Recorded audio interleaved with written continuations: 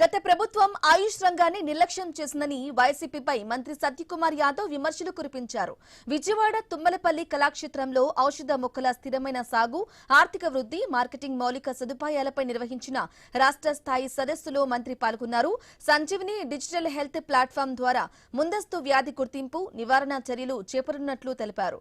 ఔషధ మొక్కల సాగు, మార్కెటింగ్, ఎగుమతులకు కూటమి ప్రభుత్వం ప్రాధాన్యం ఇస్తుందన్నారు. ప్రభుత్వ వైద్యాన్ని ప్రజల తొలి ఎంపికగా తీర్చిదిద్దడమే కూటమి లక్ష్యమని స్పష్టం చేశారు. వచ్చే నెలలో కేంద్ర ఆయుష్ మంత్రి చేతుల మీదుగా కొత్త సదుపాయాలు ప్రారంభానికి ప్రణాళిక సిద్ధం చేస్తున్నట్లు మంత్రి సత్యకుమార్ వెల్లడించారు.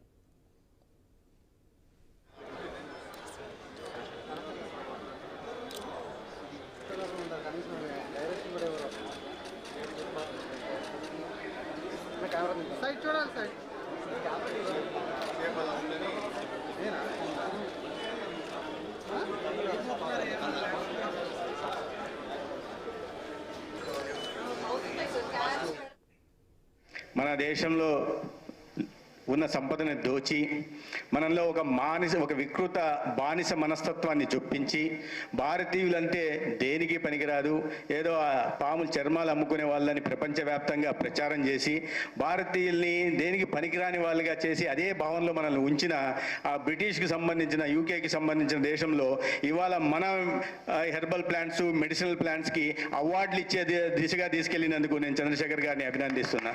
మా మోడర్న్ మెడిసినే గొప్పది, నేను ఏ మెడిసిన్ నేను తక్కువ చేయట్లా.